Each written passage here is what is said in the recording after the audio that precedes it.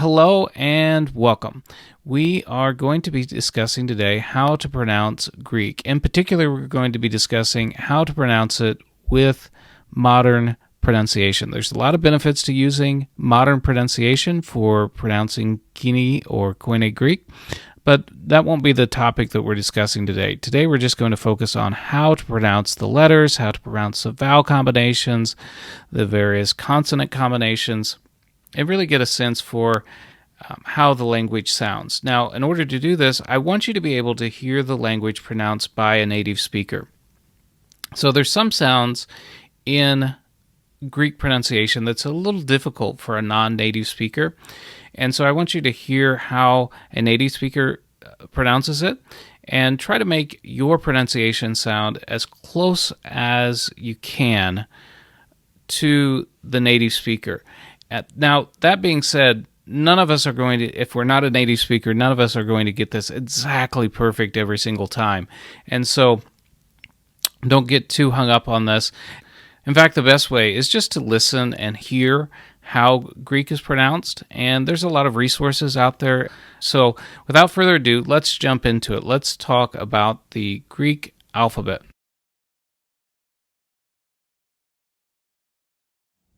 Alpha, Β, Γ, Δέλτα, Έψιλον, Ζήτα, Ήτα, Θήτα, Ιώτα, Κάπα, Λάμδα, Μη, Νη, Ξι, Όμικρον, Πι, Ρο, Σίγμα, Ταφ, Ήψιλον, Φι, Χ, Ψι, Omega. So the Greek letter alpha is pronounced like the English letter A in the word father. The Greek letter vita is pronounced like the English letter V in the word very. Now, on this third letter, I'm going to invite you to listen very carefully to our native Greek speaker because this is one that's very difficult for non-native speakers to master. Γάμα, Γάμα, Γάρ, Γάρ, Γη, Γη. So did you notice the slight difference in pronunciation in both of those words? So in one word, it sounded like a soft G sound. In the other word, it sounded like a Y sound. So if the letter that follows the gamma is either an E or an E sound, it's going to make that Y sound. It's going to sound like the Y in the word yes. Otherwise, it's going to make that soft G sound. The next Greek letter we have is delta, and it is pronounced like the English TH sound in this. The next letter we have is epsilon, and it is pronounced like the E in met. After that, we have zeta. Zeta is pronounced like the Z in zeal. After that is eta, and is pronounced like E in meat. Then we have theta, and it's going to be pronounced like the TH in thin. Now, the delta and the theta might be a little difficult for English speakers to make the understand or hear the difference, and so I'm going to give you two example words at the end of this section so that you can hear the difference between the delta and the theta. The next letter that we have is iota, and is also pronounced like the E in meat. Then we have kappa, and is pronounced like the K in kite. Then we have lambda, and it is pronounced like the L in lamb. Then we have the Greek letter mi, and it is pronounced like the M in mother. Then we have ni, and it is pronounced like the N in niece. We also have xi, which is pronounced like the X in ax, so it's kind of a KS sound. Then there's omicron, and it is pronounced like the O, 4. We have the Greek letter P. It's like the P in plate. After that, there is a ro, and it's pronounced like a trilled sound, a trilled R. Then we have sigma, and it's pronounced like the S in soap.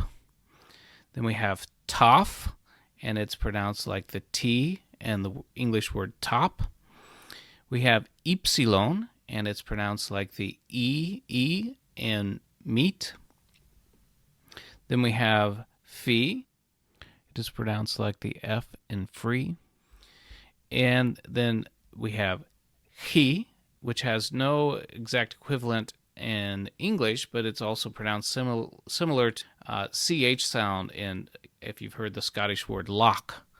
And so it's kind of a h, kind of comes up from your throat there. Then there's a Greek letter psi, and it's pronounced like the PS sound in lips. And the omega is pronounced actually just like the Greek letter omicron, and so it's like the O in 4. So that's the Greek alphabet. Now I wanted to give you an example. I'm going to give you one Greek word, which means God, that's theos, and then another Greek word, which means something like awe or reverence or something like that, and it's spelled exactly the same except for the first letter. So our first word is theta epsilon omicron sigma, and then our next word, delta epsilon omicron sigma. Listen to how our native speaker makes a difference between these two words. Θεός, Δέος. So you should note that of these 24 letters, 7 of these letters are vowels. So the alpha, epsilon, eta, iota, omicron, epsilon, omega, these are all vowels. So now on to our vowel combinations. These are called dipthongs or digraphs. Now these are 2 letters, 2 vowels that will end up making one sound in Greek. The first one we want to talk about is alpha, iota, and that's going to make the same sound as the Greek letter epsilon. And so it's going to sound like the E sound in let. So listen to our native Greek speaker say the word that means I ask or I demand in Greek. Ετέω, ετέω. The next digraph or diphthong that we want to talk about is alpha, epsilon, and that's going to sound like either an AV sound or an AF sound. Now we're going to talk about when it's going to sound like an AV sound versus an AF sound, like an AV or an AF. In just a moment, we'll talk about when to do that. So listen to these next 2 Greek words. Αυτός, αυτός. Avli, avli. The next diphthong that we will mention is an epsilon iota, and it's going to sound like the double E sound in meat, so E. So listen to the Greek word meaning I am. Ημί, ημί. The next diphthong we'll talk about is epsilon, ypsilon, and that's going to make an EV or F sound, so an EV or EF sound. And now listen to our native speakers say the Greek word for gospel and the Greek word for immediately. Ευαγγέλιον, Ευαγγέλιον. Ευθύς, ευθύς. Okay, the next diphthong that we have is eta, ypsilon. It's going to make an eve or if sound, so a long E plus a V sound, long E plus F sound. So eve, if, and I'll give you a couple examples from a couple Greek words. One means he grew, and the other one means he is pleased. This is a less common diphthong, so it was a little harder to come up with a couple words for this, but here's a couple words that start with this diphthong. Ήφξανε, ηβδόκησεν, The next diphthong that we have is an omicron iota, and that's going to make the same sound as the EE in meat. Οίκος, οίκος. The next diphthong that we have is omicron ypsilon, and that's going to sound like the oo in soup. So listen to how our native speaker says the word for not in Greek. Ουχή, ουχή. The last diphthong that we have is an ypsilon iota, and it's also going to sound like the EE sound in meat. So an example of this in Greek might be ios. So let's talk about those three diphthongs that can make a couple different sounds. So that's the alpha, epsilon, the epsilon, epsilon, and the eta, epsilon. Now, in that case, the epsilon is either going to make a v or a f sound. How do you know whether to make a v or a f sound? So, if this diphthong precedes a voiced consonant, what is a voiced consonant? It's a consonant that will make your vocal cords vibrate. In Greek, that's going to be vita, gamma, delta, zeta, lambda, mi, ni, rho. And those are your voice consonants. If it precedes a voice consonant or a vowel, it's going to make the v sound. And everything else, it's going to make the f sound. So in the case of alpha epsilon, it's going to be av if it precedes the voice consonants or vowel. It's going to be off if it precedes anything else. And so if you don't know which one it is, if you don't know which way to go, just make the off sound, and the difference is going to be hardly noticed. But if you want to know what the actual rule is, just make it sound like a V sound before the voice consonants and before vowels. And the same applies for epsilon, epsilon, and eta, epsilon. Follows the same rule. So that's how to know which way to go on those.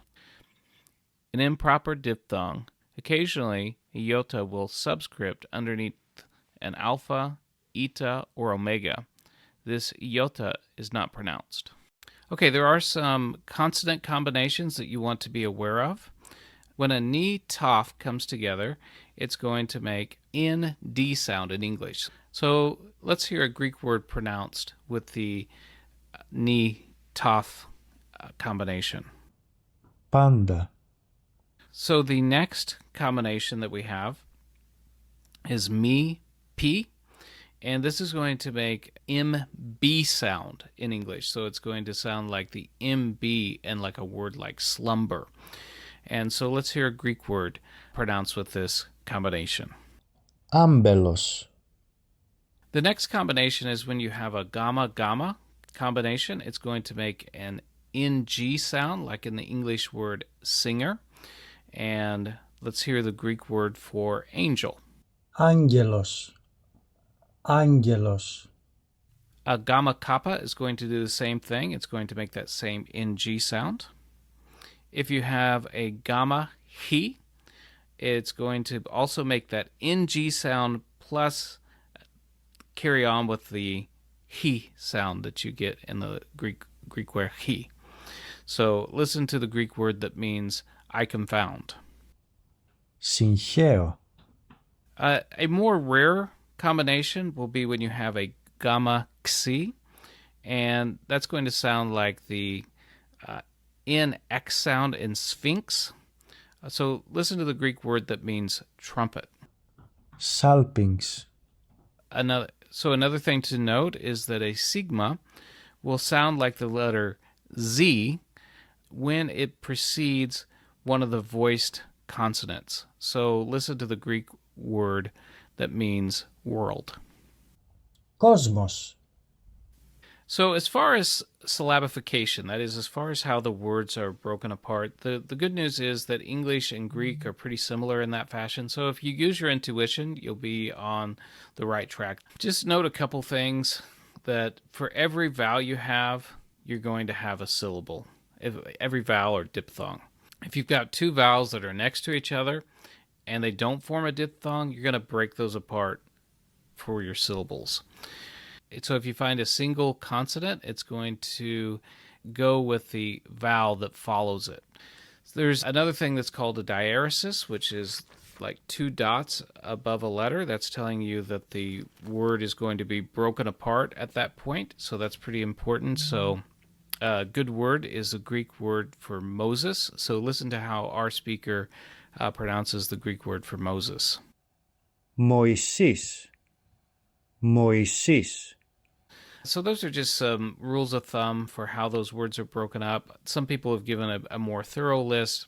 You can look at those. But again, I think as you listen to how Greek is pronounced and you kind of go with your gut on this, it's going to be pretty simple for you to see how these words are broken apart. So at the risk of making you feel a little overwhelmed here, I'm going to tell you a little bit about accent marks and breathing marks. So first, accent marks. There are three accent marks. There's the acute, the grave, and the circumflex. And so really all you need to know at this point as far as for pronouncing Greek is that you're going to make a little bit of stress on the syllable that has the accent mark. So what you're going to do, especially for modern Greek, is you're going to raise your pitch just a little bit and you're going to put a little bit of emphasis on that syllable. And that's really all you need to know as far as pronunciation is concerned for accent marks at this point. So a brief word also about breathing marks. So breathing marks are not pronounced in modern Greek pronunciation. Now the smooth breathing mark is not going to be pronounced in any pronunciation system. Okay, so here's what I want you to do. If you're alone by yourself somewhere, try to look at the word. I'm going to display a Greek word for you. You probably won't know the meaning for it, but don't worry about what it means right now. If you're just beginning Greek, you'll learn these words soon enough. But just see if you can sound out the Greek word. So I'm going to display a Greek word on the screen, and then you try to sound it out, and then I'll let our native speaker pronounce it for us, and then see how close you got to the native speaker. Okay, our first example should be a pretty simple word here. Try it out.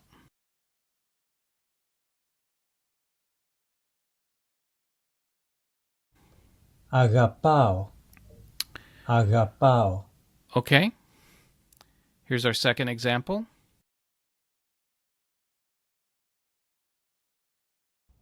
Αλήθεια. Αλήθεια. Here's our third example. Βάλω. Βάλω. Okay, number 4. Εισέρχομαι. Εισέρχομαι. Εισέρχομαι. Number 5.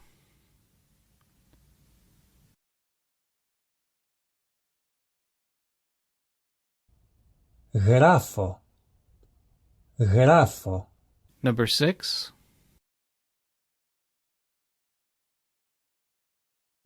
Λίθος. Λίθος. Number 7.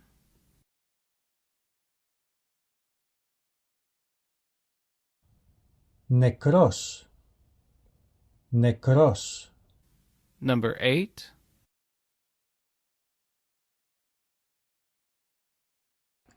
Περιπατέω. Περιπατέω. Number 9.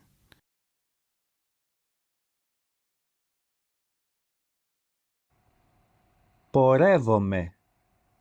Πορεύομαι. Number 10. Ψυχή. Ψυχή.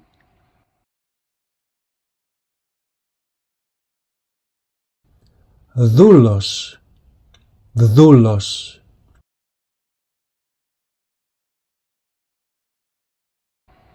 Σάρξ.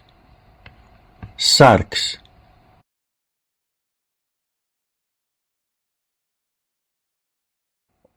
Υπάρχω. Υπάρχω.